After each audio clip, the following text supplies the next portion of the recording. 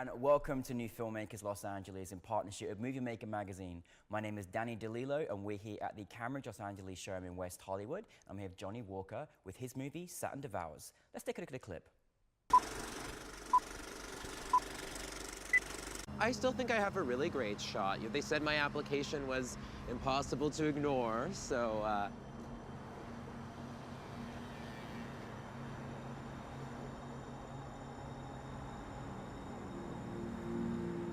sorry, this is a really weird neighborhood.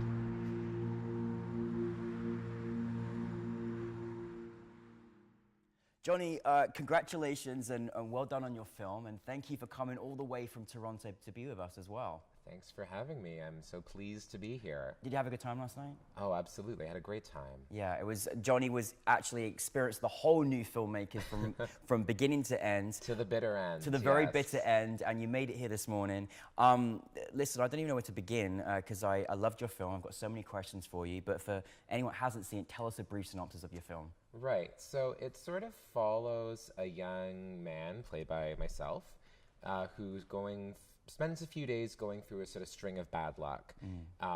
He chips his tooth, he gets laid off, he sort of bombs a high-stakes interview, and along the way he sort of discovers that there is this sort of astrological phenomenon called the Saturn return that he is at the point in his life that he's experiencing, and that's supposed to bring all of this upheaval into his universe, and it is personified by this sort of horrible old man who has been following him around town and is actually the ancient Roman god Saturn, and it's just the sort of the feeling of everything's going wrong, you know, are the gods out to get me? And in this case, maybe yes, they literally are. It's a brilliant story, it really is. And you wrote it? I did. You starred in it? And you directed it? Yeah. Like triple threat, what's going on there? How was that experience? It was kind of crazy, yeah. Especially because it was my first film that I made. I don't believe you. Wow, that's amazing. I mean, it's easier than having to hire lots of different people if you just do everything yourself. And you can trust yourself as well, right? Yeah. Yeah. I mean, it was tough because we had to shoot the whole thing in 3 days. Wow. And we didn't have a lot of time, obviously. All of the locations were places that I'd sort of, you know, begged and borrowed and gotten for free. So we had limitations on how long we could be places. So we had to move really quickly. And I was really fortunate to have a great team around me. I had a great DOP and who had connected me to a bunch of other people, including a really great assistant director, which was completely invaluable in that situation. Because team is everything, right? Yeah, you know, I mean, I can go in as a director and sort of plan, okay, here's what we're going to do in this shot and here's what's going to happen, but I'm in almost every shot as well. So I had to sort of try to figure out if we were getting what we wanted from the vantage of being in front inside, of the camera, yeah. Because there was not typically time to go back and be like, oh, well, let's like watch all of that and see if we've got it. I had to just sort of trust it a bit more and sort of like, I feel from inside the scene like we got it, and talk to the AD and be like, did we get it? Am I right? And if she said absolutely, I was like, okay, we have to move on. And if she was like, I'm not sure, I was like, okay, we'll keep going. So it was a lot of, I had to really trust the team because there was no time to micromanage. Yeah. But I think that was really freeing in a way. Yeah. No, that's wonderful. Well, backtracking a little bit, like, it's a fascinating story. You're a brilliant writer, and it was so great to see your performance as well. And you really went there in so many different ways. And I really felt for your character. I think there's a bit of essence of all of us in your character. You may have all felt like gods are following us at some point. But where did the inspiration come for you in creating this particular story? I mean, it was really based on so many things that happened to me. I mean, almost everything that happens to the Johnnie character in the movie that is not supernatural did happen to me in real life. Oh my goodness, Johnnie, yeah. Yeah, even like watching TV and laughing while trying to drink a glass of wine and like chipping the back of my tooth. That happened to you? It did happen to me. Oh goodness. So stupid. I was watching a Joan Rivers special on Netflix. Oh, Joan, come on. Yeah, and you know, like being laid off in a day from a job, and just having this sort of string of disappointments all really close together. Yeah. And I was just getting to this point where I was going, you know, I would see friends and I would go to parties and I'd go to events and people would be like, oh, how are you doing? And I'd be like, oh, like not great lately. Yeah. And I kept having the experience though, was when I was complaining about my life, people would ask me my age and say, oh, well, you must be going through the Saturn return. And it just, that idea kept following me around. And I'm not usually a very superstitious kind of person, unless I am feeling kind of down in the dumps, and then I feel like I'm like, oh, tell me about those crystals, sure. Oh, wow. Do a tarot reading for me. I'm ready for it. Oh, amazing. Yeah, I always get like a little witchy when things aren't going too well. Get a little witchy, yeah. Yeah. So at that time, I was like, I'm going to read up on this and find out a bit about it, and I heard about. Yeah, I read things that people had written about going through a Saturn return, which typically happens when you're sort of age 27 to 30. It happens at different times for different people because of the way that Saturn moves through this. It's the idea that the planet is in the same place in the sky it was when you were born. But because of retrograde motion, it can be at different times for different people, and they can hit you multiple times. Wow. And it's supposed to be, you know, it's also, I think for a lot of people, that transition from being in your 20s to being in your 30s is kind of a big life change. So it's a good, I think that the concept of a Saturn return is just an interesting metaphor for that kind of coming of age time in all of our lives. It's like life mentorship right here, I tell you, it's amazing. But what was so amazing as well, and I always find this so incredibly courageous as a filmmaker, is when you turn a really rough moment in your life, as you said last night, it's kind of a tough year, and you've turned it into a movie for everybody else to experience and kind of, like you say, relate to if they're going through that period of their age, etc. What was that kind of experience like for you to take something so personal, put it out onto the big screen, and have an audience come and see it and experience it? Oh, it's very embarrassing. Because you can't hide from it, right? It's very embarrassing. But I mean, I always find with my work as an artist that, you know, you have the projects that are fun and easy and delightful, and they're fun and easy and delightful. But then you have the projects that kind of make you feel sick to your stomach when you think about certain parts of them, that you feel really vulnerable and exposed and raw, and that you're sort of terrified people will watch and just hate you. And that ends up being the really good stuff, right? That's all of the things that I've made that I feel like have been the most successful and gone the most places and gotten the most traction are the things that have scared me the most. So there's definitely stuff about, even though it's, you know, like it's a comedic short film, but there's stuff about it that kind of scares me and makes me feel very exposed. Well, literally exposed. Speaking of which, I mean, firstly, like, I just think you're a really great comedic actor. It's so natural to you, and your reactions to your own words that you've written are just really good. And I don't know how you directed your writing and acted at the same time, but it's amazing.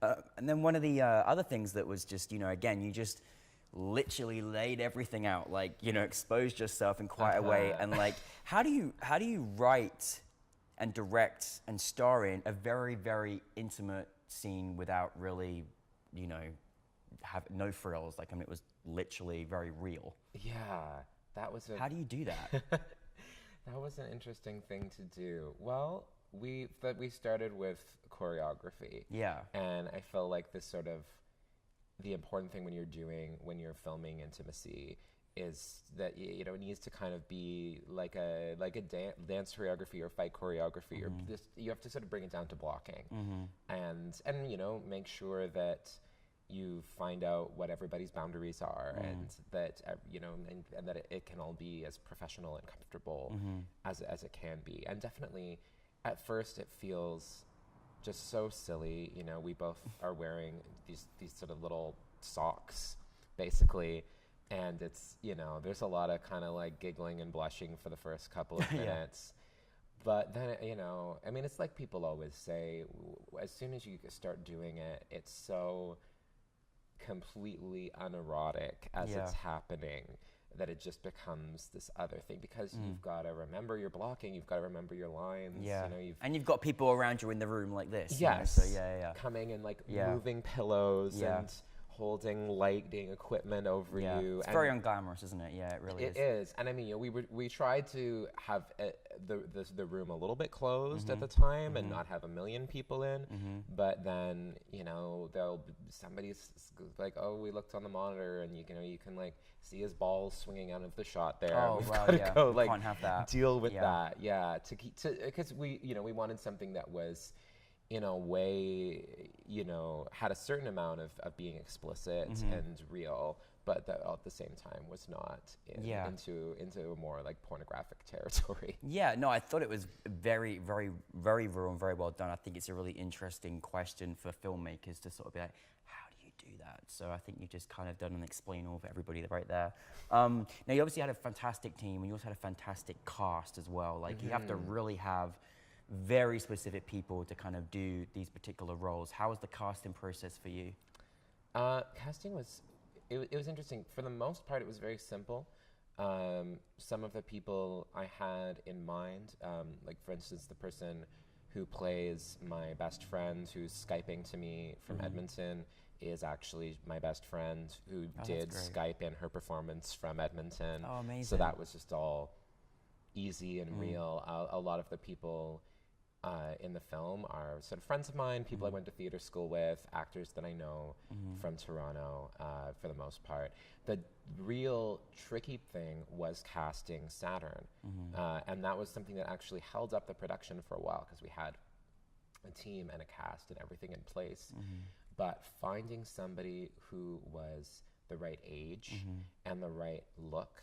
And the look is tricky because we wanted someone who could both, when done up in the costume and makeup, have the sort of the horror of, because his look was meant to be inspired by the Goya painting, Saturn devouring his child, which is, if you've ever seen it, just a really terrifying painting. And so we wanted to have him have that monstrosity, but then that we could also clean him up, put him in a sort of dad cardigan, and then at the end you're like, oh, he could just be somebody's nice dad in the suburbs too, and also somebody who was able to bring a lot to a role that barely has any dialogue and just be this real presence in the room. And it was tough to think of anyone who would work for it.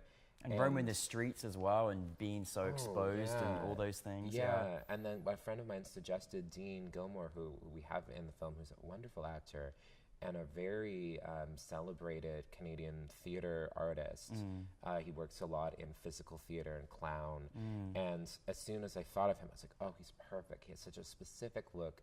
And he is somebody that, I've seen him on stage, that he could just sort of stand there and give you a really weighty silence and just sort of command your attention. And I as soon as I thought of him, I was like, oh, he would be that must be brilliant. So good to have someone that you like, I really want this person, and then have him in your film. That must be a really great experience to feel. It was, because as soon as we sent it in the script, he was like, I love it. I'm so, he got it right away. He got what we were trying to do. He was excited about it. And yeah, he was standing at the side of the road in an old tattered bed sheet in Toronto in December. I felt awful. Like I was like, I promise you we will film this as fast as we possibly can. He's chewing on, what was actually cooked meat, but we had doctored to appear to be raw. Wow. Well, I'm glad it wasn't raw, because I'm glad he's still here to tell the tale. Now, I don't quite believe it's your first film, and you've made this film, and what was so great is that it was part of New Filmmakers' celebration of Canadian cinema, Canadian talent. Find out from Canada, how was the experience at New Filmmakers LA? What was that experience like for you last night? Just the whole journey from making this film to then having it in front of an audience at this film festival. It was really wonderful to be here.